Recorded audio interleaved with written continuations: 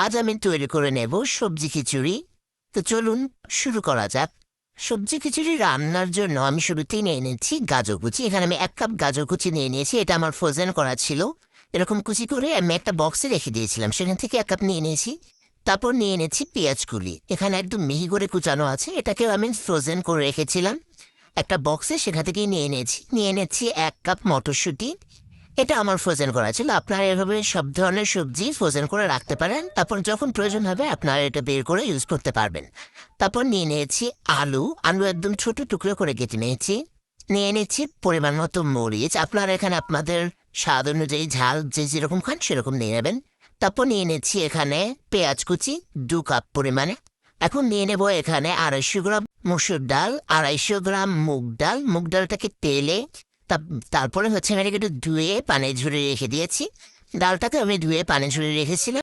নিয়ে নিচ্ছি 1/2 কেজি পোলাওয়ের চাল। পোলাওয়ের চালটা আমি বেশ ভালোভাবে ধুয়ে 1/2 ঘন্টা ভিজিয়ে রেখে পানি ঝরিয়ে নিয়েছি। আপনারা চেষ্টা করবেন যে কোনো কিছু রান্নার সময় 1/2 ঘন্টা চালটাকে ভিজিয়ে রাখতে, তাহলে পোলাও বা যাই রান্না করবেন সেটা ঝুরঝুরে হবে। এখন নিয়ে নিচ্ছি কিছু মশলা। এখানে আমি তেজপাতা, এলাচি, দারচিনি, লবঙ্গ নিয়েছি।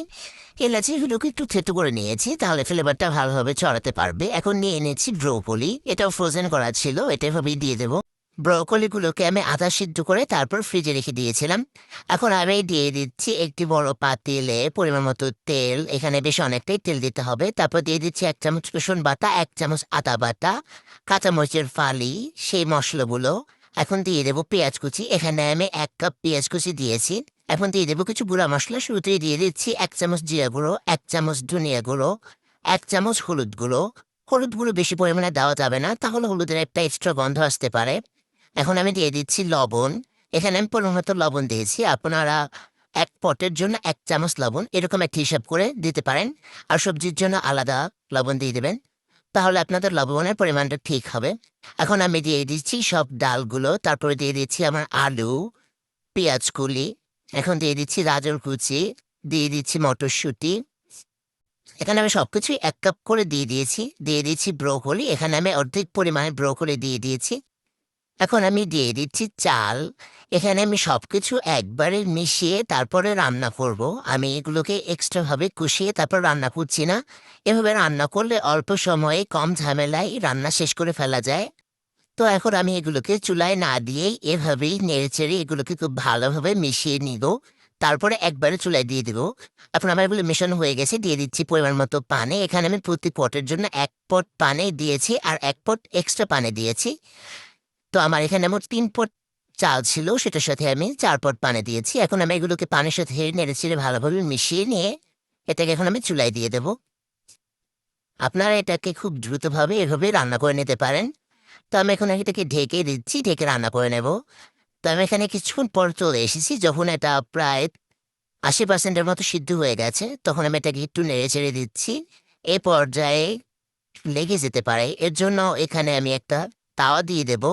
তাওয়ার উপরে পাতিলটা বসিয়ে দেবো। এভাবে ভাপে রান্না করলে তাহলে এটার তলায় লেগে যায় না, আর এটা বেশ ঝুরঝুরেও হবে। তো আমি এটা এখন তাওয়ার ভিতরে দিয়ে তারপর আবার ঢেকে রেখে দিচ্ছি।